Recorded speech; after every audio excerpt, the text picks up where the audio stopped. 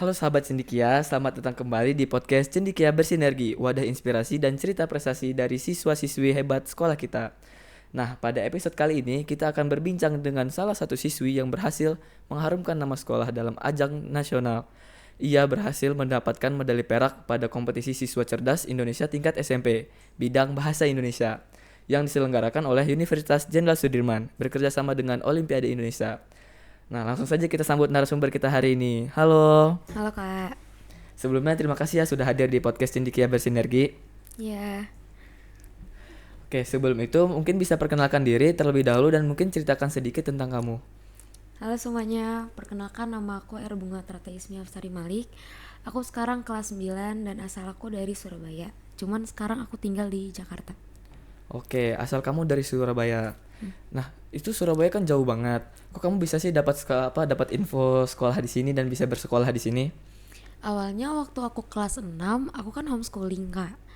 Terus aku ngerasa aku bosen di rumah terus.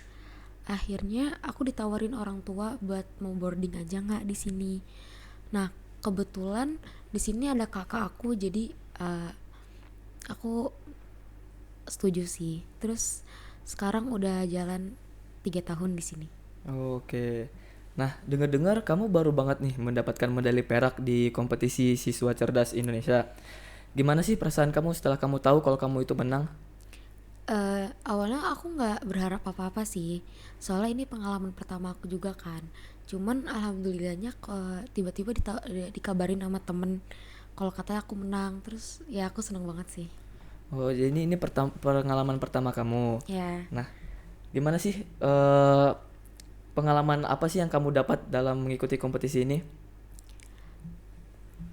seru banget sih, soalnya di sini aku nyoba hal baru, terus aku bisa lawan sekolah lain. Oke, ini kan pengalaman pertama kamu. Tantangan terbesar apa sih yang kamu dapat di kompetisi ini? Mungkin tantangan terbesar aku di sini dimana aku ngelawan rasa malas aku sih. Soalnya kan aku sekarang udah kelas 9 ya, jadi aku harus bisa ngatur waktu dimana aku harus ngatur waktu buat belajar buat TKA sama ujian. Oke, Ismi kan banyak ya bidang-bidang lain selain bahasa Indonesia. Kenapa sih Ismi itu lebih memilih bahasa Indonesia dibanding bidang-bidang yang lainnya?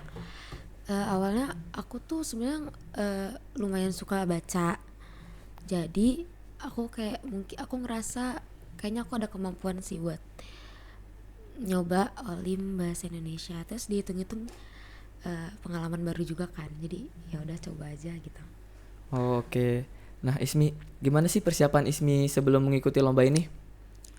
eh aku belajar sama temen, biasa aku diajak sama temen, sama biasa aku ikut pendalaman materi sama guru bahasa Indonesia.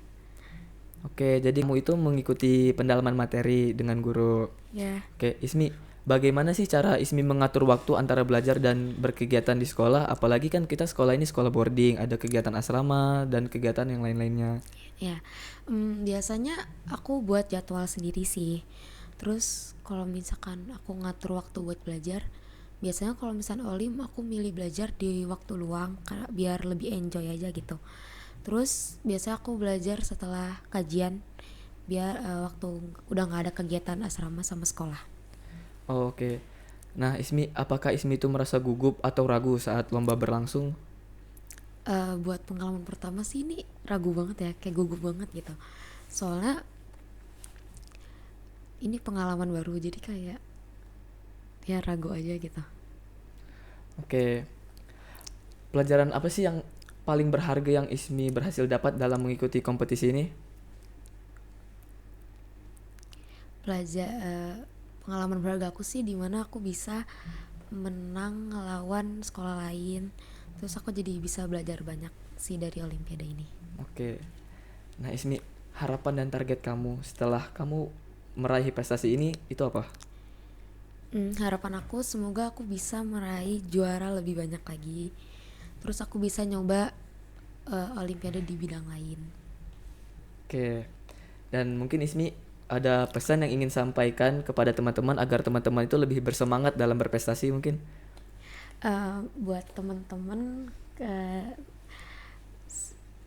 semangat buat belajarnya, sama kalian harus berusaha ngelawan rasa malas kalian. Oke, itu ya teman-teman pesan yang Ismi sampaikan, yaitu melawan rasa malas. Karena tantangan yang terbesar yang kita hadapi itu bukan dari pelajarannya, tapi dalam diri kita sendiri. Dan untuk Ismi, terima kasih banyak ya atas cerita dan inspirasi yang luar biasa. Semoga prestasi ini menjadi langkah awal menuju pencapaian lebih tinggi di masa depan. Dan untuk sahabat Cendikia, terima kasih sudah mendengarkan podcast Cendikia Bersinergi. Sampai jumpa pada episode inspiratif berikutnya. Bye.